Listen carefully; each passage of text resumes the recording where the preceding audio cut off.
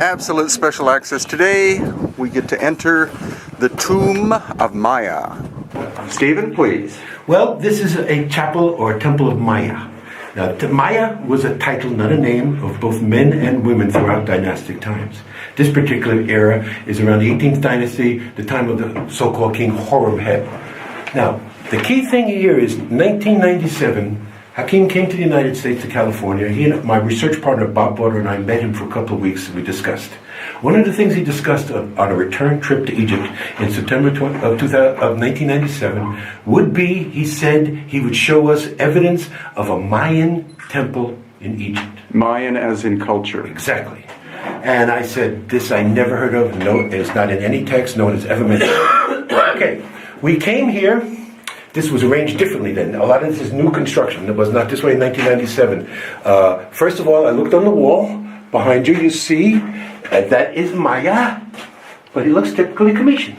Right. And I'm looking around, typically commissioned. All it looks. So Hakim would use the expression, well, you know, Stephen, when in Rome, do as the Romans do. He's living in Kemet. He's going to pass in Kemet, so he's betraying himself as a Commission. So I said, well, Papa, this is great, but I can't go with this in front of an academic audience. They'll laugh me off the stage. There's nothing here to identify with the culture we're talking about.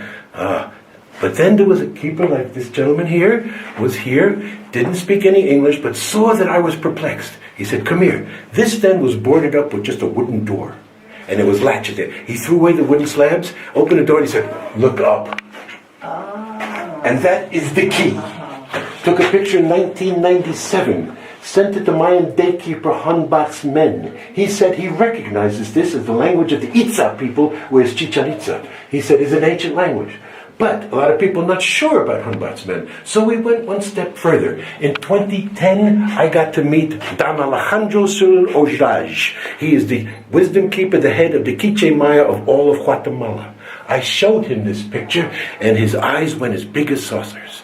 And he said to me, that is the language of my ancestors. That is a calendar.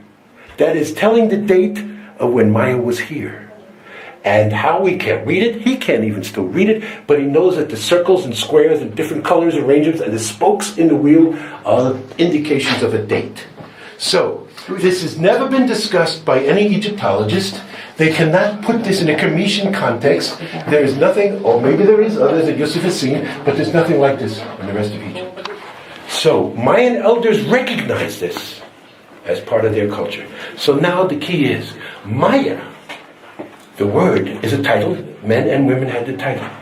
Very interesting, because we've talked about the difference between Egyptian Arabic and other Arabic.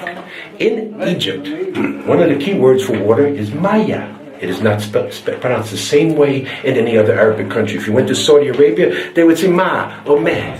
Only in Egypt is it pronounced Maya. And it means water. So I asked Hakim, could the title Maya actually have meant he who came from across the water, or ones who came from across the water? He said, yes. So here is what we call diffusionism archaeology, diffusionism anthropology, saying that there had to be cultural contact between these individuals thousands of miles across the sea. And this is the evidence that Hakim told us that there was a Mayan living in Egypt 3,300 years ago.